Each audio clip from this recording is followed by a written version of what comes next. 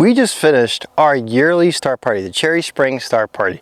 And in this video, I'm going to try to show you everything that you need to know to come visit Cherry Springs.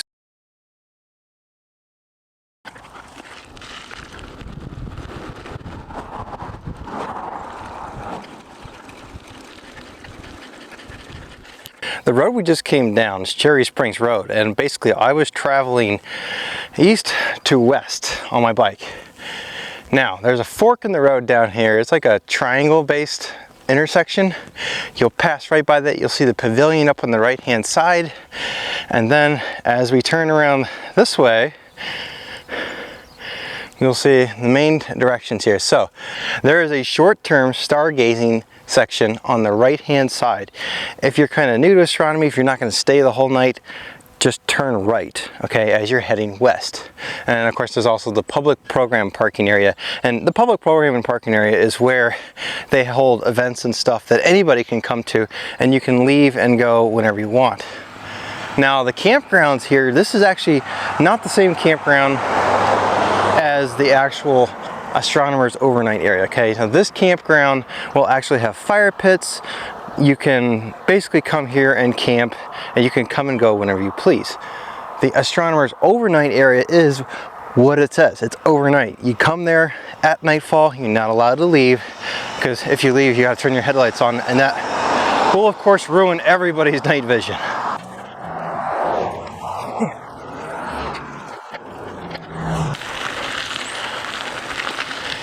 So on the left is the overnight parking area. And over here on the right, this is the temporary or visitor parking area. So, a little bit of history about this place. This actually used to be an airstrip.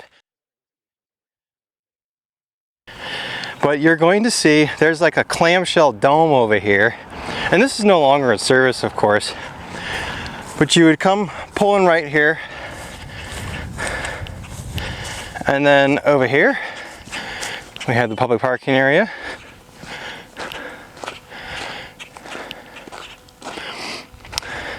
And then if you keep on going around the bend this way, you can go down this little one-way road. And this little one-way road will take you to the regular campground. Now, people who do astronomy still use this campground. The only downside to using this campground is there's no rules over here about white lights. So don't be surprised if somebody blinds you at night. You can see right down there, there's a little cabin. That is where you just sign in and you pay your dues. It's $15 a night, I believe. Could change based on inflation. But as you can see, there's plenty of campgrounds. You can bring a trailer down here. Most people tent. And there's plenty of walkways and so forth to actually get onto this main field. And this field does have a great view of the sky. This large embankment that you see, it was actually kind of created basically to prevent people from trying to land airplanes here anymore, because it's a defunct airstrip.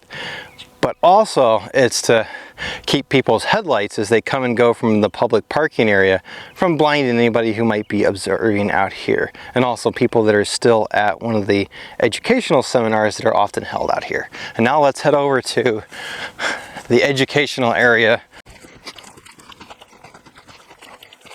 And you'd basically come out here, there's restrooms right here. And there's this little trail you go down this way to where they hold public events, where people can come and see educational presentations made by the Dark Sky Society and also the Park Services. So this is the map. You can see we are right here. This is the road. This is that triangle that I was telling you about earlier, the intersection. Down here about was the sign that I started out at. We rode down this one. We stopped right here, and now we are here in the parking lot heading towards the public viewing area.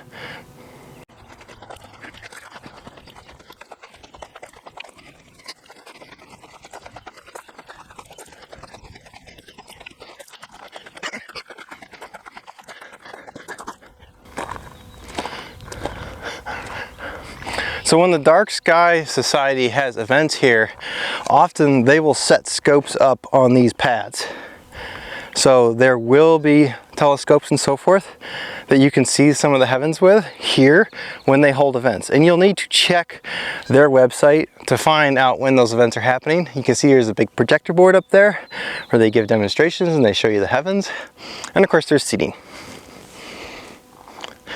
You know, it's actually pretty, it's quite often that people will come out here if they want to just come for the evening, set up their equipment, and then they can pack up around midnight or maybe 1 o'clock and head home, which is kind of a tough drive if you ask me. So over there, this is the overnight field, and this is the one that you will hear the most about. You'll see it in the news all the time, and it's where most of the dedicated people come. Now, there are some things you know to know about this field. This field has a lot of rules, and the biggest one, of course, is just the white light rule. You can't turn on any white lights in this field. Now let's stop for a second here. The white light rule, folks. It's really a serious rule. So this is a battery pack that I took with me to the star party, and on this thing there's actually a light right here. Now here at home in my light polluted backyard, it's not a big deal, okay? But at Cherry Springs, that thing was so bright that I could see my shadow cast on a trailer that was 3 campsites down, because it's really dark at Cherry Springs. All right, so please turn your lights off and be considerate. I know we wrapped this guy in, I think, 7 layers of blue painter's tape before I could get it dim enough so that I could use it at Cherry Springs. And this right here, this is another one. This guy right here, this is a USB cable. It's actually a telescope cable, and there's a little tiny green light on it that was very bright, and a neighbor of mine said, hey man, we got to tape that up. So we did 3 layers of blue painter's tape later. It was dim enough so that it wasn't annoying my neighbors. So yeah, be conscientious and considerate with your lights. Don't try to take pictures with your cell phone, because your cell phone flash will go off and people will start to say things, and you don't want that, all right? And you want to just preserve everybody's night vision so that we can all have fun. And also, you have to get here before it's dark. Now, I've had people asking, well, like if there's a star party and I want to come and visit a friend or something like that, can I get there after dark? No, you can't. Now, what you can do is you can park here in the public area, okay? And then you can walk across, okay? And there actually is a walk-through gate that does remain open, all right? So that you can do. You just can't drive your vehicle onto the field once the party has started, and the party starts at dark. Oh, like I said, when the party starts at night, this gate will get closed, so make sure you get here before it's dark. Over this way, you can see there's a couple tents set up. We just had a star party here. Right after you pass the gate, to your right, over there, there's 2 trash cans. Now, right now there's 2, and that's because there's a star party here. The star party rents an additional dumpster and brings it. So that larger, lighter yellow one that's pretty rusty, that one will not be here. But the yellow one will be here pretty much throughout the year. So the unique thing about this field, you know, in addition to it being a dark place, is that it has a lot of amenities that are specifically for people interested in astronomy. There are electrical outlets throughout the field, and also the lanes are wide enough, and there are concrete pads everywhere for you to basically set up your equipment. On top of that, there's also this blue post, and this blue post is pretty important. You will want to donate to the Dark Sky Fund, because this basically helps fund everything that you see here, and it makes this all possible. On the right are the main bathrooms, and there are envelopes over here where basically you can pay for your overnight pass. It's just like camping at any other campground. Right here is the main post where you insert your slip. Basically it's $15 a night, and I think a Galaxy Pass, which will give you a pass to basically use the place year round, is $65. The Galaxy Passes are limited, so you might want to get those early in the year. Scattered throughout the field there are these posts, and these are our electrical outlets for plugging in our gear or your camper. Now, keep in mind that you're limited to about 20 amps. Each person gets about 2 outlets per campground site, and yeah, so there's 6 on each side of these posts. Some of these posts are single-sided though. Now, one of the things that's a good habit to have is to wrap your cord around the base once. That way if somebody trips over it at night, it's not going to yank it out and you're going to lose power. Now, if you get here and there's no spots left with an outlet, don't panic. Okay, you can still get at least your batteries and stuff charged. And by the way, it really is good practice to come prepared to, you know, not be able to plug in, because who knows, you may actually not want to plug in. And I personally actually do not plug any of my imaging gear into the power grid, just in case a breaker gets tripped, because I've seen those things, they get loaded with plugs, especially when this place is really busy. And if you need to charge your battery packs, this board right here, it's covered in plugs. You can come down here and charge yours just like this guy is charging his. I don't know whose this is, but you know, he's been charging all day.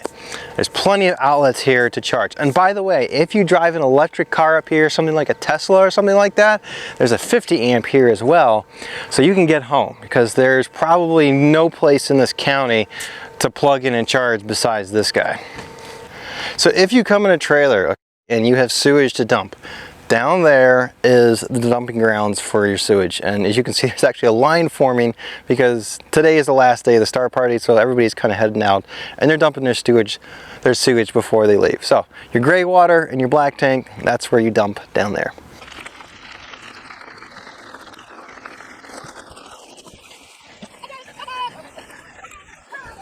All right, I want to emphasize one last thing, and that is that it gets cold up here at night. Now, this is a higher altitude, and don't just look at the forecast and say, oh, it's going to be in the 90s. It drops about 40 degrees here at night, and on top of that, all the local weather stations, they're about 500 feet lower than this location is. So they're always going to show temperatures at about 10 degrees higher than it actually will be here at night. So dress warm. Yes, I was wrapped in this last night. So Cherry Springs is really a unique and special place. It's one of the darkest spots on the east coast of the United States. There's a couple other areas that may be a little bit darker, but they're isolated and they don't have the facilities or the resources for you to come visit and just camp out for the night. Now, all of this stuff is provided to you by the Park Services of Pennsylvania, and I hope you give them your support, you know, both by lobbying your politicians and so forth to kind of improve the facilities that are up there, and also to continue to protect the area from light pollution, because light pollution is a major problem these days. It affects everything, our health, it affects our sleeping cycle, it affects nature, it's destroying our bee populations, and the honeybee is going to become an endangered species here soon unless we get this light pollution thing under control. So do your part. Turn your lights off at night if people are not there and if they're not using them. You know, maybe put your lights on motion detectors. That's a great way to have the security of lighting and also the convenience that it's there when you need it, but it remains off the majority of the time. Now, if you come when there's a star party going on, of course, there's just tons of things to do. I know we love going up there every single year. My kids have a blast. We typically bring bicycles with us, and yeah, I'm usually pretty sore from the weekend after all the biking that we do, because there's trails in the area. There's a small park down the road called Lyman State Park, which has a lake on it. We go swimming there. It's kind of a cold lake, so maybe later on in the summer it's a bit warmer, because you know the Cherry Springs Star Party kind of happens near the beginning of summer, really, when the nights are pretty short. But you know, there's a lot of great nights up there to go visit, and also you're going to want to go visit on a night when there's a new moon. That's typically when you want to go visit, because that's when the skies are going to be the darkest. Okay, if you go up there when there's a new moon, then that's basically kind of like being in the city, because the moon is an object that is as bright as daylight on its surface, and it kind of does light pollute the sky anywhere you are on the planet. Now, there are some other events that do happen during one new moon, and that's the Woodsman's event. I don't know why they don't hold that during a full moon. Yeah, it would be nice if they did hold it during a full moon instead of during a new moon like they do every single year.